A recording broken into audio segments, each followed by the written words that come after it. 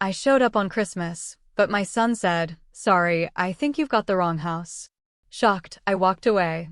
Minutes later, he called, "Relax, Mom. We just want some peace." I said, "I understand," but he forgot to hang up. Then I heard, "She thinks that money she sends every month buys her a seat at the table." I canceled the automatic transfers. The next morning, I had 25 missed calls. Imagine standing on your son's doorstep on Christmas Day, arms full of carefully chosen gifts, only for him to look you straight in the eye and flat out say, "Sorry, I think you're at the wrong house." My world, my very breath, just stopped.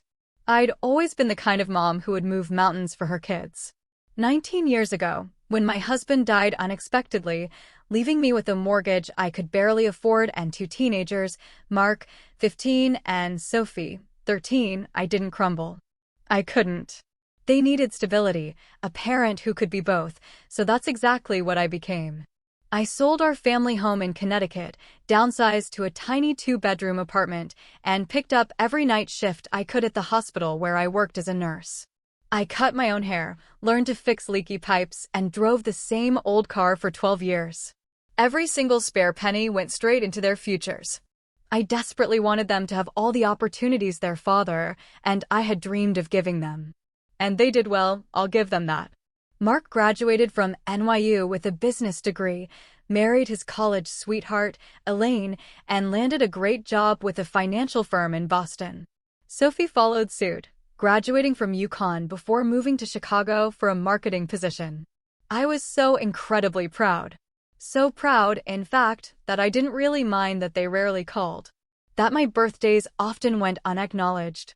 That invitations to visit were few and far between. They're busy building their lives. I'd tell my sister Diane when she questioned their absence. That's what we raised them to do. But at 58, after 33 years of motherhood, I was just tired. Tired of feeling like an afterthought. Tired of the thinly veiled obligation in their voices when they actually did call. And frankly, I was tired of sending them checks every single month to help with their mortgages, their car payments, their daycare costs. Money I could have been putting toward my own retirement, money that was almost never acknowledged except for a quick, "Got it. Thanks." Still, I persisted. Because that's what mothers do, right? We just give and give until there's nothing left. This past December, I made a decision. I was going to spend Christmas with my grandchildren.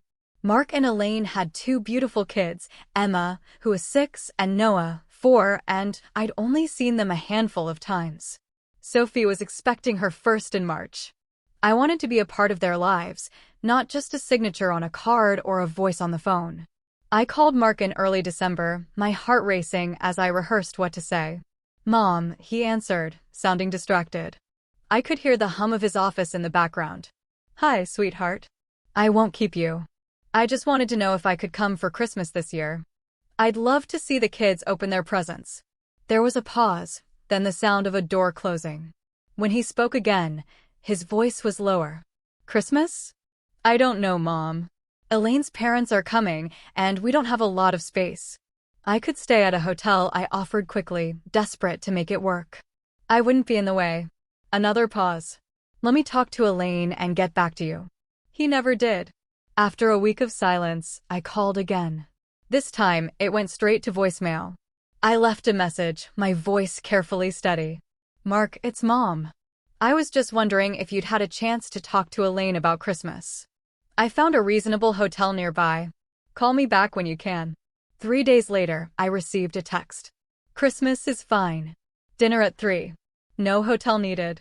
You can have the guest room." I was elated. I booked my flight immediately, spent hours selecting gifts for the children, and even splurged on a new dress, emerald green with a modest neckline that perfectly complemented my silver hair. I wanted to look nice for the family photos. The flight to Boston on Christmas Eve was turbulent, but my spirits were high. I took a taxi from the airport to the address Mark provided, a beautiful colonial in an upscale suburb. The neighborhood was picture-perfect, with snow-dusted lawns and twinkling lights adorning the houses. I couldn't help but feel a surge of pride. My son had done so well for himself. I arrived just after 2 o'clock in the afternoon. Pulling my suitcase behind me as I navigated the freshly shoveled walkway, I could see movement behind the frosted glass of the front door. My heart quickened as I rang the bell, smoothing down my coat with nervous hands. The door swung open, and there stood Mark, his expression flickering from surprise to something I couldn't quite name. He was taller than I remembered, his dark hair now peppered with gray at the temples. He looked so much like his father that my breath caught. "Mom," he said, the word flat. "You're early," I smiled, ignoring the absolute lack of warmth in his greeting. The flight got in ahead of schedule. I couldn't wait to see everyone. He didn't move to let me in. Behind him, I could hear the sound of laughter and Christmas music. "We weren't expecting you until tomorrow," he said, shifting his weight to block the doorway more effectively. I frowned, confusion settling over me like a cold mist. "Your text said dinner at 3. Today is Christmas." "Christmas dinner is tomorrow," he corrected, his voice taking on an edge of impatience. "Today is Christmas Eve." I pulled out my phone, hands trembling slightly as I navigated to his text. "See, right here, Christmas is fine. Dinner at 3. He barely glanced at the screen. "That's not what I meant." "Look, Mom. Today is just family. Elaine's parents are here and we're doing our own thing. Tomorrow is when we do the big dinner with extended family." Extended family. The words stung more than they should have. I swallowed hard, forcing a smile. "That's fine. I can come back tomorrow. Maybe you could point me to my hotel, the one you said I didn't need to book because I could stay in the guest room." A flash of something guilt, perhaps, crossed his face. "The guest room isn't ready. We thought you were coming tomorrow." I stood there, suitcase in hand, as the reality of the situation began to sink in. "So, where am I supposed to stay tonight?" He had the decency to look uncomfortable. "There's a Holiday in about 15 minutes from here. I can call and see if they have a room available." Behind him, a small voice called out, "Daddy, who's at the door?" Mark turned, his body language shifting. "Nobody, sweetheart. Go back to Grandma and Grandpa." Nobody. That's what I was to my own son. Nobody. I took a step back. Dignity. The only thing keeping me upright. "Don't bother with the hotel. I'll figure it out." "Mom," he started, but I cut him off. "Merry Christmas, Mark. Give the children my love." I turned and walked away, my suitcase feeling heavier with each step. I didn't look back, even when I heard the door close behind me. I made it to the end of the block before the tears came, hot and furious against my cold cheeks. It was there, sitting on a bench at a bus stop, that I decided I wouldn't go to a hotel. I would come back tomorrow as planned. Perhaps there had been a genuine misunderstanding. Perhaps tomorrow would be different. It wasn't. When I returned the next day, at precisely 2:45 p.m., dressed in my new emerald dress with arms full of gifts, Mark opened the door and uttered those unforgivable words, "Sorry, I think you're at the wrong house." For a moment, I thought he was joking. Some cruel prank that would end with laughter and apologies. But his eyes were cold, unfamiliar. Behind him, I could see a Christmas tree surrounded by presents, a table set for dinner, and the back of Elaine's head as she arranged something on the sideboard. "Mark," I said, my voice barely audible. "It's me. It's Mom." He didn't flinch. "I think you have the wrong address. There's no Mark here." And then he closed the door.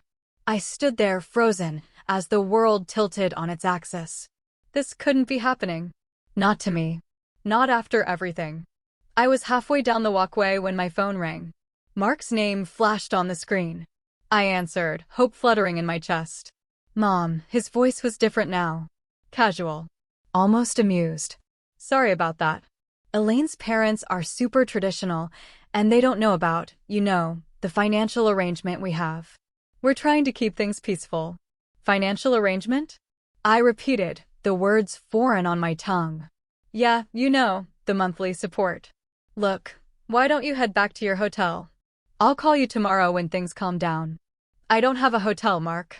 I came here to spend Christmas with my family." He sighed, the sound grating against my ear. "Mom, I can't do this right now. Just give us some space, okay? We'll figure it out later." "I don't understand," I whispered, my voice breaking. "What did I do?" "Nothing." "It's not." "Look, I've got to go. Dinner is almost ready. Mark, relax, Mom. We just want some peace. I took a deep breath, my entire body shaking. I understand. I was about to hang up when I heard it. Mark's voice, slightly muffled as if he'd pulled the phone away from his face, but hadn't yet disconnected. She thinks that money she sends every month buys her a seat at the table. The phone slipped from my hand, landing with a soft thud in the snow at my feet. I stared at it for a long moment before slowly bending to retrieve it. The call was still active. I ended it with a trembling finger. She thinks that money she sends every month buys her a seat at the table. The words echoed in my head as I made my way back to the main road, dragging my suitcase through the snow. They echoed as I hailed a taxi. They echoed as I checked into the Holiday Inn and sat on the edge of the bed, still clutching my purse with white-knuckled hands. And they were still echoing late that night when I opened my banking app and, with a sense of calm I hadn't felt in years, canceled the automatic transfers to both my children's accounts. I slept surprisingly well that night. No tears, no second-guessing, just the heavy, dreamless sleep of someone who has finally put down an unbearable burden. When I woke the next morning, my phone showed 25 missed calls, 15 from Mark, 10 from Sophie. There were dozens of text messages, each more frantic than the last. Mom, the transfer didn't go through. Is everything okay? Mom, I need that money for Noah's daycare payment. Please call ASAP. What the hell, Mom? I'm about to be late on my mortgage.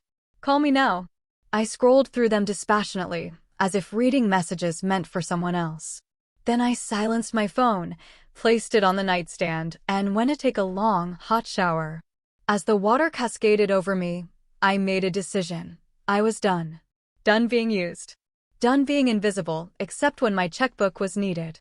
Done putting my life on hold for children who saw me as nothing more than an ATM. I dressed methodically in the clothes I'd packed for Christmas dinner, applied makeup with a steady hand, and styled my silver hair in soft waves. In the mirror, I looked different, somehow lighter. The constant worry that had etched itself into my features over the years seemed less pronounced. At the hotel reception desk, I extended my stay for 3 more days. I needed time to think, to plan. Then I walked to a nearby cafe, ordered a cappuccino and breakfast, and pulled out my tablet. For years, I'd dreamed of traveling, but always found reasons not to. Asterisk, the children might need me. The money could help them instead. It wasn't safe for a woman my age to travel alone. Asterisk, all excuses that had kept me tethered to a life that had slowly drained me.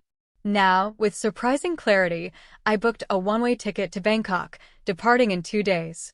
Thailand had always fascinated me with its temples and vibrant street life.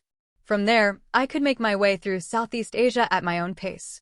The thought sent a thrill through me, a feeling I barely recognized as excitement.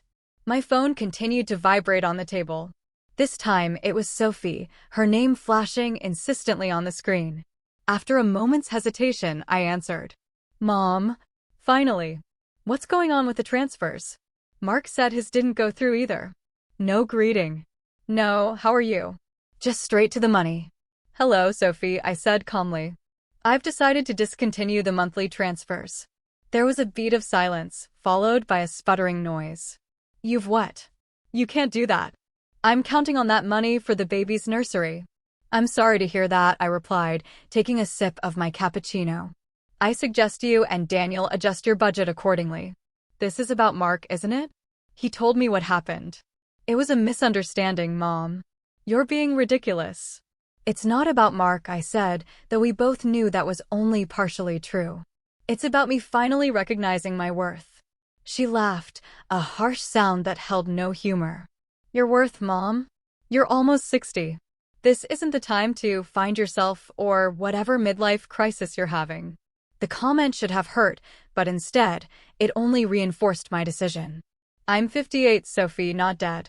And I've put my life on hold long enough. So that's it? You're just cutting us off without warning because your feelings got hurt? Real mature, Mom. I closed my eyes briefly, centering myself. I've given you both over $1,000 each month for years. That's more than enough time to become financially independent. We are independent, she snapped. But things are tight right now, with the baby coming and Daniel's commission-based job. Then perhaps it's time to make some difficult choices, I said, my voice firm. Like I did when your father died. Downsize. Take on extra work. Clip coupons. I can't believe you're doing this, Sophie said, her voice trembling with anger. After everything we've been through as a family. That's just it, Sophie. We haven't been a family in a very long time. I'm simply acknowledging the reality of our relationship. I could hear her breathing heavily on the other end of the line. When she spoke again, her voice had shifted to something softer, cajoling. Mom, please. I know Mark was a jerk at Christmas, but don't punish me for his mistake. I need you. The baby needs you. The emotional manipulation was so transparent, it was almost laughable. 5 minutes ago, I was having a midlife crisis. Now, I was needed. I'm not punishing anyone, Sophie. I'm choosing myself for once. I've already booked a flight to Thailand. I'm going to travel, see the world, use my nursing skills to volunteer abroad, perhaps. Thailand, she echoed, incredulously. Are you insane? What about when the baby comes? You're just going to miss the birth of your first grandchild. I'll send gifts, I said mildly. Just as you send birthday cards when you remember. There was a long silence. Then, in a voice filled with venom, you selfish be asterisk asterisk asterisk asterisk. Dad would be so ashamed of you. The line went dead. I stared at the phone, waiting for the pain, the guilt, the overwhelming need to call her back and apologize. It didn't come. Instead, I felt oddly peaceful, as if the last tether binding me to my old life had been severed. I spent the rest of the day preparing for my journey. I called my landlord to give notice on my apartment, arranged for my sister Diane to pack up my belongings and either store or donate them, and contacted my supervisor at the hospital to tender my resignation. 32 years of service ended with a brief phone call and a promise to email my formal letter. By evening, my phone had fallen silent. No more calls from either of my children. I wondered if they were commiserating together, painting me as the villain in their story. The thought didn't bother me as much as it once would have. I ordered room service for dinner and opened my laptop to research accommodations in Bangkok.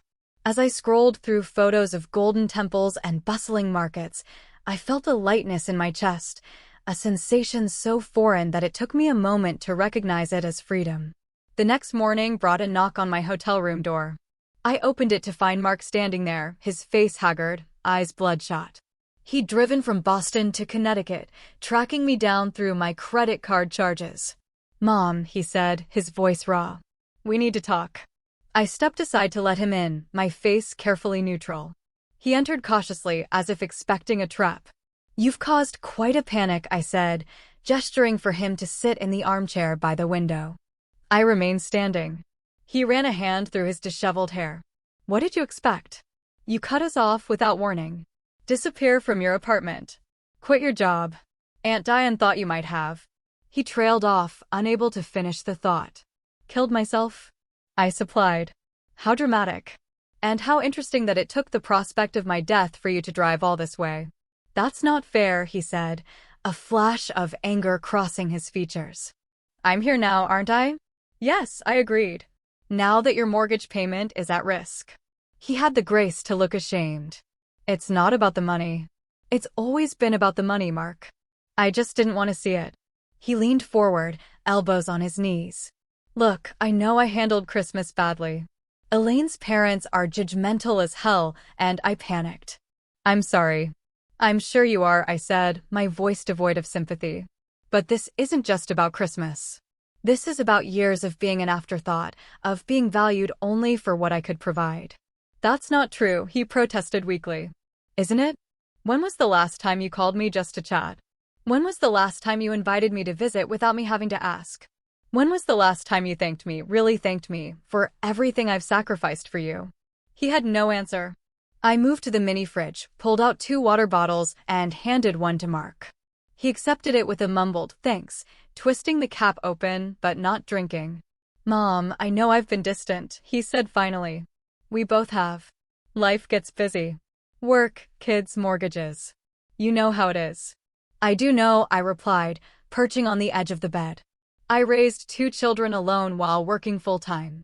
I still managed to call my mother every Sunday until the day she died. He winced. That's different. How? It just is, he said, frustration edging his voice. Look, we're not perfect. We should call more, visit more. I get it. But cutting us off financially without warning, fleeing the country? That's extreme.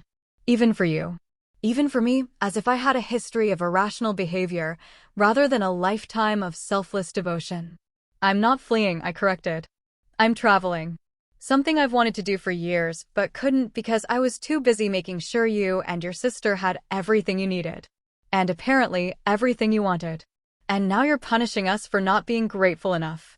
I studied him, this man who had once been my sweet little boy. When had he become so entitled? This might surprise you, Mark, but not everything is about you.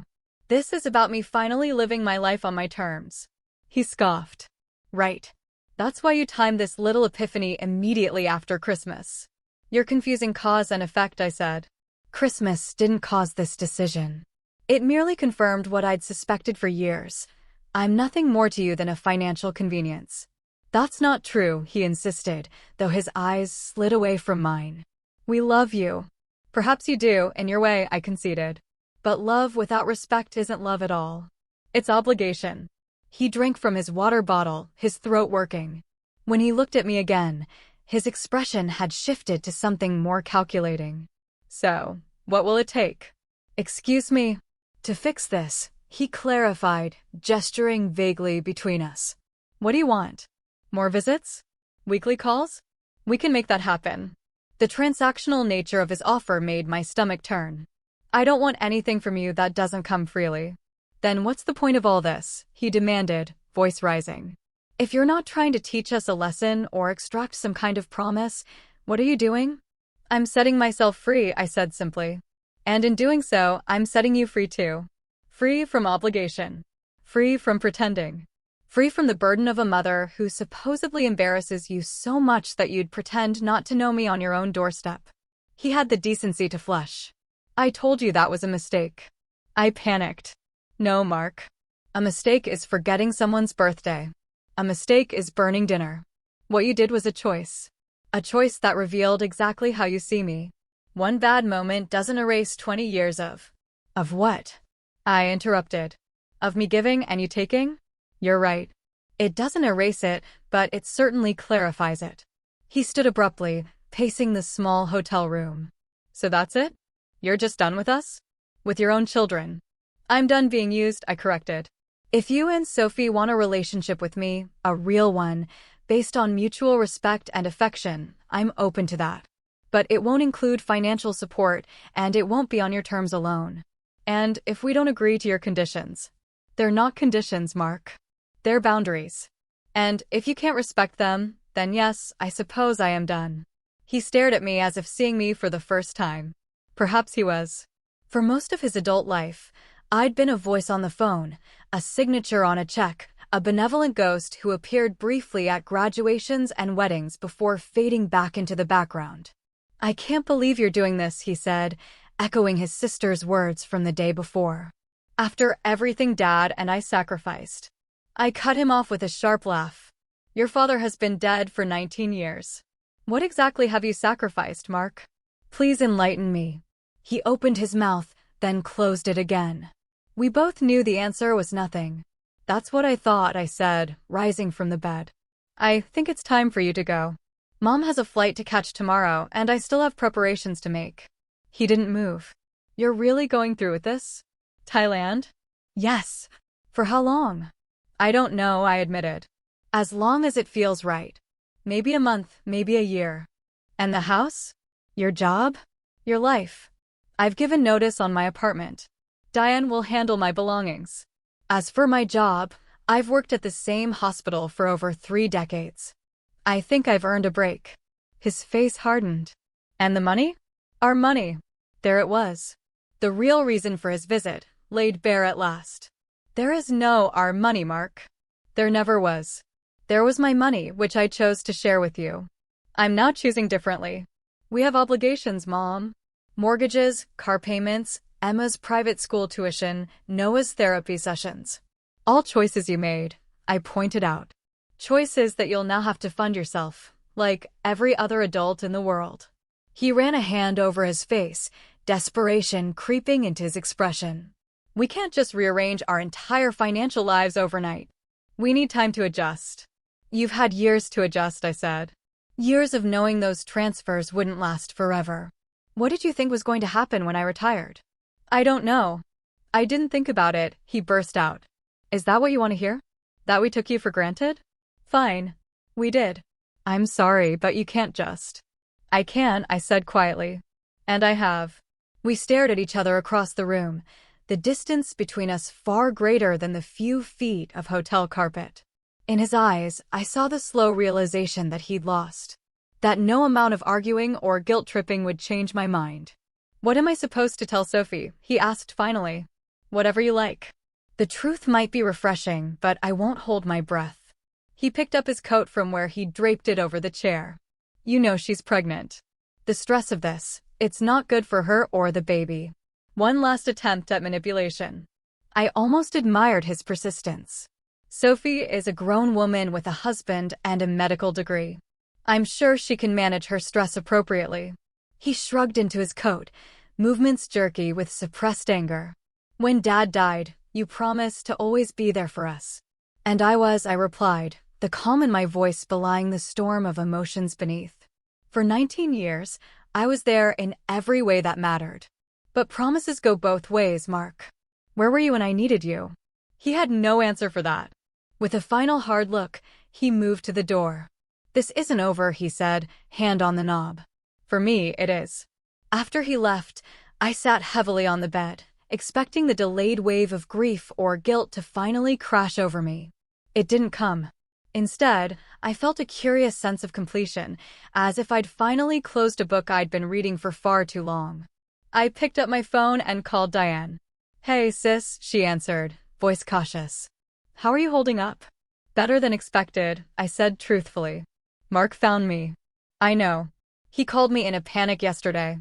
I hope you don't mind that I told him where you might be. It's fine. It was a conversation that needed to happen. There was a pause. And nothing's changed. I'm still going to Thailand tomorrow. She exhaled slowly. I have to say, Ruth, you've surprised me. I never thought you'd actually go through with this. Neither did they, I said, a hint of grim satisfaction in my voice. That was their mistake. They're devastated, you know. Sophie called me crying for an hour last night. About the money or about me? Diane's silence was answer enough. That's what I thought, I said. How are you coming with the apartment? I've started boxing up the essentials. The lease breaks at the end of next month, so we have some time. What do you want me to do with it all? Keep what you want. Donate the rest. I'm traveling light from now on. Ruth, she said hesitantly. Are you sure about this? Traveling alone at our age. I was sure enough to raise 2 children alone, I reminded her. I think I can manage a trip to Thailand. It's not the same thing. No, I agreed. This will be much easier. She laughed, spite herself. You know, I'm almost envious. While you're exploring temples in Bangkok, I'll be watching The Price is Right with Gerald. You could come, I suggested impulsively. Not right away, but maybe in a few months. We could meet in Vietnam or Cambodia. There was a pause, filled with possibility. I'll think about it, she said finally. Gerald might need some convincing, but I'll think about it. After we hung up, I returned to my packing. Each item I placed in my suitcase felt like another step toward freedom. I was traveling with just enough clothes for various weather, comfortable shoes, my medication, and a tablet loaded with books I'd been meaning to read for years. I'd also transferred a significant portion of my savings, money I'd been putting aside for emergencies, which had usually meant my children's emergencies, to a travel account. The rest would remain untouched, growing steadily for my eventual return, whenever that might be. As evening fell, I ordered my last American meal for a while, a cheeseburger and fries from the hotel restaurant, and ate it while watching the sunset through my window. My phone remained silent. No more calls from Mark or Sophie. Perhaps they'd finally accepted the new reality.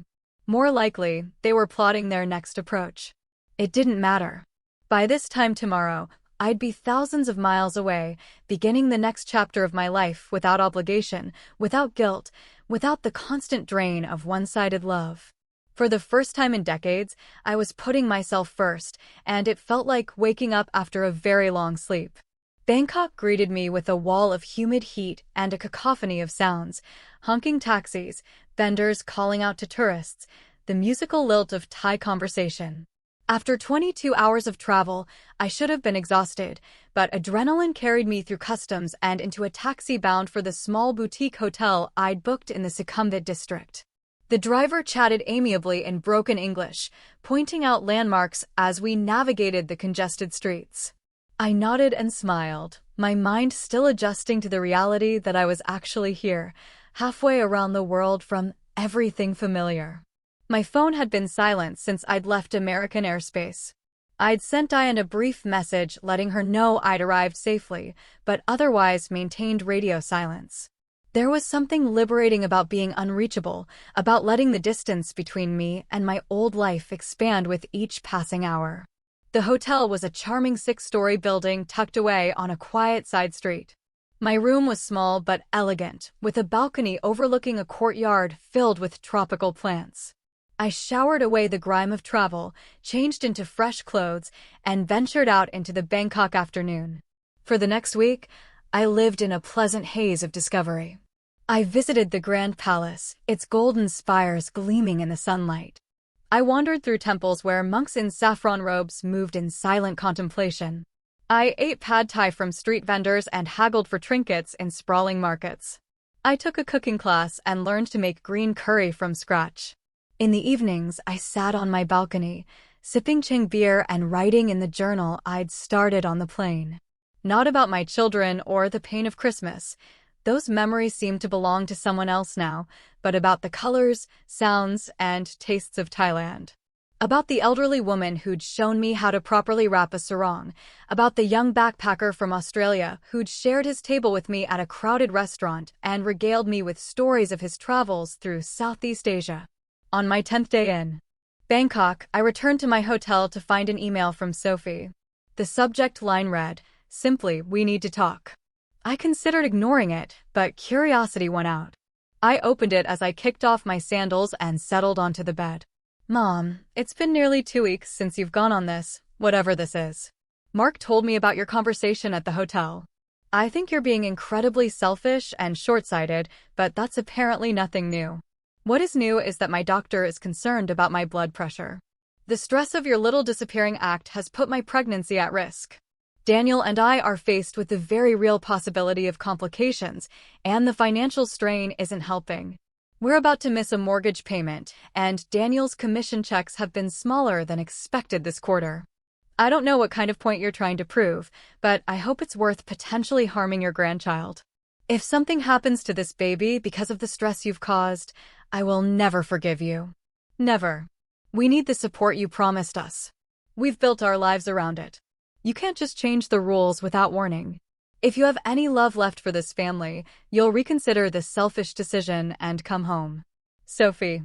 I read the email twice, noting the careful blend of guilt, accusation, and veiled threats. Classic Sophie. Even as a teenager, she'd been masterful at emotional manipulation. A bad grade wasn't her fault, but her teacher's. A missed curfew was because her friend needed her. There was always someone else to blame, always a reason why the rules shouldn't apply to her. And now her unborn child had become the latest pawn in her game. I set the phone aside and walked to the balcony, gazing out at the unfamiliar skyline. The old me would have been frantic with worry, immediately transferring money and booking a flight home. The old me would have accepted the blame, apologized profusely, and resumed my role as the family safety net. But that woman was gone, left behind in a hotel room in Connecticut. I picked up my phone again and composed a reply. "Sophie, I'm sorry to hear about your blood pressure concerns. Pregnancy can be stressful under the best circumstances, and I hope you're following your doctor's recommendations for managing your condition. As for the financial situation, I've been clear about my position. The monthly transfers will not resume. This isn't a negotiation or a temporary measure to teach you a lesson. It's a permanent change in our relationship. You mentioned support I promised you. I don't recall ever promising lifetime financial support to two adults with advanced degrees and professional careers. What I did promise was to love you and prepare you for independent adulthood. I've fulfilled both obligations.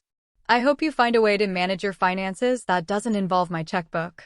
Perhaps this is an opportunity to reassess your priorities and make some difficult but necessary choices. Take care of yourself and the baby. Mom. I hit send before I could second-guess myself, then turned off my phone entirely. I needed to clear my head. I spent the afternoon at a nearby temple, finding peace in its quiet corners and the gentle smile of a Buddha statue that seemed to approve of my choices.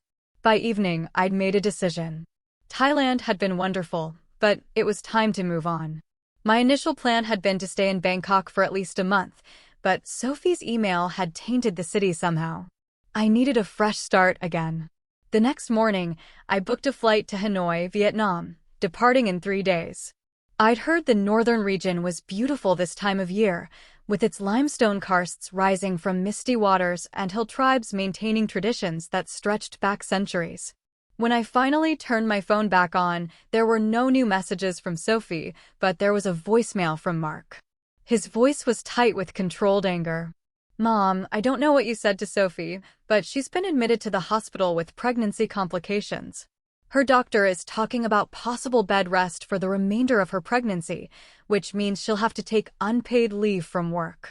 Daniel can't cover their expenses alone. This isn't a game anymore, Mom. This is your grandchild's health we're talking about. Call me back. I sat heavily on the edge of the bed, my hands suddenly cold. Was it possible? Could my actions have actually caused Sophie's condition to worsen? The familiar weight of maternal guilt pressed down on me, threatening to crush the fragile independence I'd built over the past 2 weeks. Then I remembered Sophie's history. How she'd faked a sprained ankle to get out of a math test in 7th grade. How she'd claimed food poisoning to avoid a family reunion she didn't want to attend. How she'd manipulated me time and again with calculated displays of distress. I called Mark back. When he answered, his voice was curt. Finally. How is Sophie? I asked, keeping my tone neutral stable. They're monitoring her and the baby. Her blood pressure spiked dangerously high after your email. I see, I said carefully. And what exactly did my email say that was so shocking? He paused. I don't know. She was too upset to show me. Something about cutting her off permanently. I simply reaffirmed what I'd already told you both. That the financial support has ended. Nothing new, nothing surprising. Well, whatever you said, it landed her in the hospital. Are you happy now? The accusation hung between us, thousands of miles apart yet intimately connected by the familiar dance of guilt and obligation. No, Mark, I'm not happy that Sophie is in the hospital, but I'm also not responsible for her medical condition. Pregnant women have high blood pressure for many reasons. You're unbelievable, he muttered. Your daughter is in the hospital, possibly facing a high-risk pregnancy, and you're in Thailand playing tourist and making excuses. I'm not making excuses, I said. I'm stating facts. But since you brought it up, yes, I am in Thailand, living my life, finally, after decades of putting everyone else first. At what cost, Mom? Your family? Your grandchildren? My family exists whether I finance them or not, I pointed out. And my grandchildren will know me as a person, not a checkbook. Or they won't know me at all. That's up to you and Sophie now. There was a long silence. Then, in a voice so quiet I had to strain to hear it, I need $10,000. The baldness of the request startled a laugh out of me. Excuse me. For Sophie's medical bills, to cover her leave from work, to keep them from losing their house. $10,000. If that makes you feel better, you can have it back when. No, I interrupted. Not $10,000. Not $10. I'm not sending any money, Mark. Then you're condemning your daughter and grandchild to financial ruin, he said bitterly. I hope your temples and elephant rides are worth it. The line went dead before I could respond. I sat motionless for several minutes, phone still pressed to my ear. The old familiar guilt tugged at me, whispering that a good mother would help, would sacrifice, would put her children first. But another voice, newer and stronger, reminded me that I had helped for years. I had sacrificed my retirement security, my dreams, my self-respect. I had put them first, at the expense of everything else in my life. And where had it gotten me? Standing on a doorstep on Christmas Day, being told I was at the wrong house. No, I was done. I set the phone down and walked back to the balcony. The sun was setting over Bangkok, painting the sky in shades of orange and pink.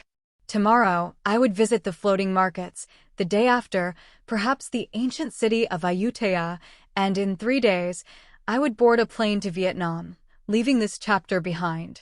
Whatever happens with Sophie and her pregnancy, whatever financial hardships my children face without my support, those were their stories now, not mine. For the first time in decades, I was writing my own story, and it would not be a tragedy. 6 months passed in a kaleidoscope of new experiences. Vietnam led to Cambodia, where I spent peaceful mornings watching the sunrise over Angkor Wat. From there, I traveled to Laos, then Malaysia. Each country offering its own lessons in letting go. I volunteered at a medical clinic in a remote village in northern Thailand, my nursing skills transcending language barriers. I learned to scuba dive off the coast of Malaysia, discovering a silent world of color and movement beneath the surface. I celebrated my 59th birthday on a beach in Bali, sharing cake with a group of travelers half my age who insisted I join their bonfire party. Through it all, I maintained minimal contact with home. Diane and I exchanged emails weekly. She kept me informed of essential matters, but respected my wishes not to discuss Mark or Sophie unless absolutely necessary. From her brief updates, I gathered that Sophie had indeed been placed on bed rest, but had delivered a healthy baby girl in March, my 3rd grandchild, whom they'd named Lily. There had been no birth announcement, no photos sent, no invitation to meet the newest member of a family that had effectively disowned me. The knowledge sat like a small stone in my heart, not heavy enough to weigh me down, but present nonetheless. In June, while exploring a night market in Chiang Mai, my phone buzzed with an incoming email from an unfamiliar address. The subject line read, "From Daniel, Sophie's husband." I found a quiet corner away from the bustle of the market and opened it. "Ruth," it began.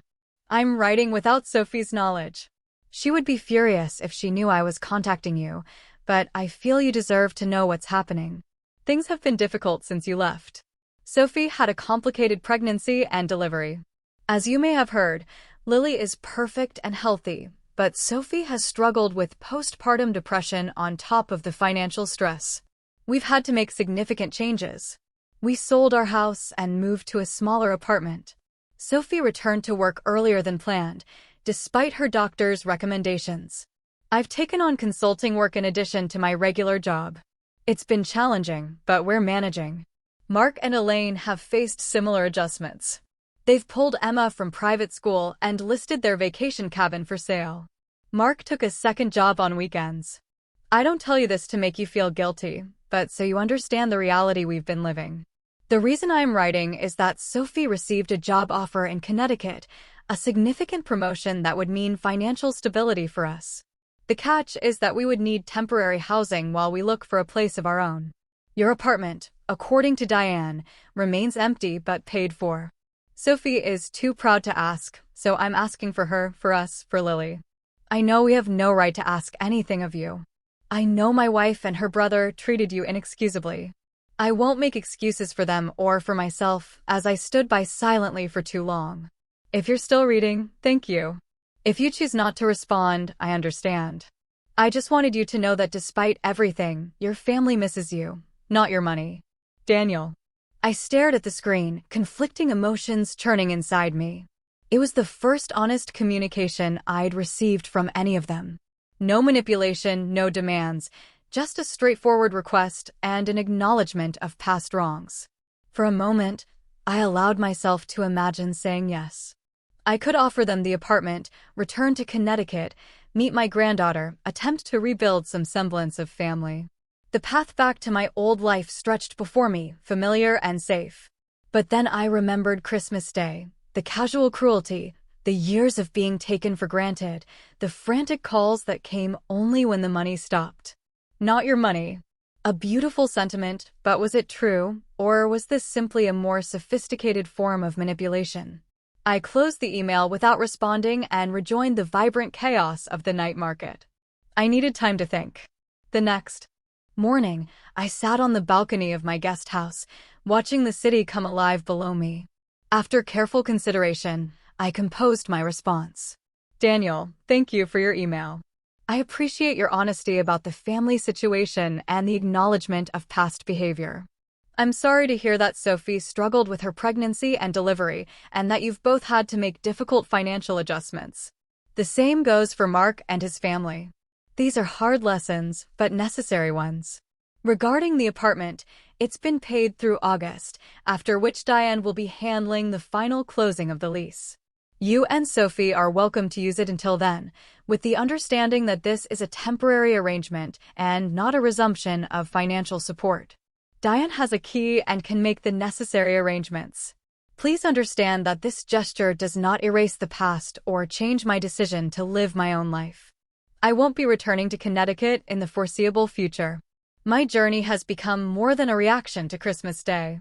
It's a reclaiming of myself after decades of putting everyone else first. As for meeting Lily, perhaps someday, but not now. Not like this. When and if we reconnect, it needs to be based on mutual respect and genuine affection, not necessity or convenience. I wish you, Sophie, and Lily well. Ruth. I hit send, then closed my laptop and went to pack. My flight to Japan left that afternoon, the next leg of a journey that had no fixed destination or end date. 3 days later, I received a brief reply from Daniel, thanking me for the apartment and including, without comment, a photo of Lily. She was beautiful, with Sophie's delicate features and a shock of dark hair that reminded me of her grandfather. I saved the photo but didn't respond. That night, I called Diane. They're really struggling, aren't they? I asked after we'd exchanged pleasantries. Yes, she said simply. But they're figuring it out. Sophie's job offer is legitimate, a good position with better pay. Mark's even taken a financial planning course, if you can believe it. Apparently, he's become quite the budgeting expert. I laughed softly. Better late than never, I suppose. Are you having second thoughts? She asked carefully. About the money, no. About cutting them off completely, sometimes, I admitted. I look at that photo of Lily and wonder if I'm punishing an innocent child for her parents' mistakes. You're not punishing anyone, Ruth. You're living your life. There's a difference. Is there? I mused. Sometimes it feels like a very fine line. The difference, she said firmly, is intent. You didn't leave to hurt them. You left to save yourself. I considered this as I watched the Tokyo skyline glitter outside my window. I offered them the apartment. I know. Daniel called me yesterday. He was grateful, though Sophie hasn't said a word about it. She wouldn't, I said. Pride runs deep in this family. Wonder where she gets that from? Diane teased. After we hung up, I sat for a long time, thinking about family, about choices, about the ripple effects of a single moment on a snowy doorstep. Had I done the right thing?